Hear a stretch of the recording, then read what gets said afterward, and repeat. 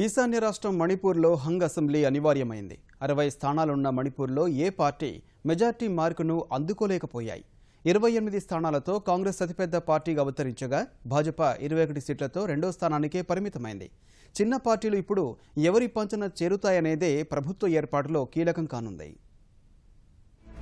నాగాల అలజడులు, తీవ్రవాద గ్రూపుల ఆర్థిక దిగ్బంధనాల నడుమ జరిగిన శాసనసభ ఎన్నికల్లో మణిపూర్ ఓటర్లు ఏ పార్టీకి స్పష్టమైన ఆధిక్యాన్ని కట్టబెట్టకుండా అధికారానికి 3 అడుగుల దూరంలోనే నిలిపివేశారు. 15 ఏళ్లు మణిపూర్ను అప్రతిహతంగా ఏలిన కాంగ్రెస్ అతిపెద్ద పార్టీగా అవతరించిన 4వ సారి పగ్గాలు అందుకునేందుకు అవసరమైన స్థానాలను సొంతంగా సాధించలేకపోయింది. మొత్తం 60 అసెంబ్లీ స్థానాలున్న మణిపూర్లో అధికార కాంగ్రెస్ అత్యధికంగా 28 స్థానాలు కైవసం చేసుకోగా ఫలితాల సరళిలో మొదటి నుంచి గట్టి పోటీ ఇచ్చిన భాజపా 21 సీట్లతో రెండో స్థానంలో నిలిచింది.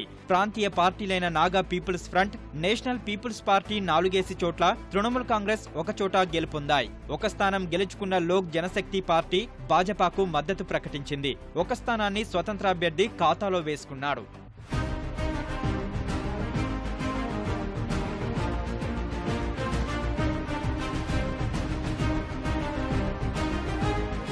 నాగాల ఆందోళన, 15 ఏళ్ల ప్రభుత్వ వ్యతిరేకతలోనూ కాంగ్రెస్ ను అతిపెద్ద పార్టీగా నిలపడంలో సఫలమైన ముఖ్యమంత్రి ఇబోబీ సింగ్ 10,400 ఓట్ల మెజార్టీతో గెలుపొందారు. ఎన్నికల ముందు భాజపాలో చేరిన ఇబోబీ సింగ్ సోదరుడు బీరేన్ సింగ్ హైగాంగ్ నుంచి విజయం సాధించారు. మణిపూర్లో సాయుధ దళాల చట్టాన్ని ఉపసంహరించాలంటూ 18 ఏళ్ల సుదీర్ఘ దీక్షను విరమించి పీఆర్జేఏ పార్టీతో రాజకీయ అరంగేట్రం చేసిన ఉక్కు మహిళ ఇరోం షర్మిలకు దారుణ పరాభవమే మిగిలింది. తౌబాల్లో సీఎంపై పోటీ చేసిన షర్మిలకు కేవలం 90 ఓట్లు మాత్రమే రాగా ఆమె పార్టీ పోటీ చేసిన మిగతా 2 చోట్ల పత్తా లేకుండా పోయింది. ఓటర్లు తనపై ఏమాత్రం ఆదరణ చూపకపోవడంతో ఇరోం షర్మిల రాజకీయాల నుంచి తప్పుకుంటున్నట్లు ప్రకటించారు.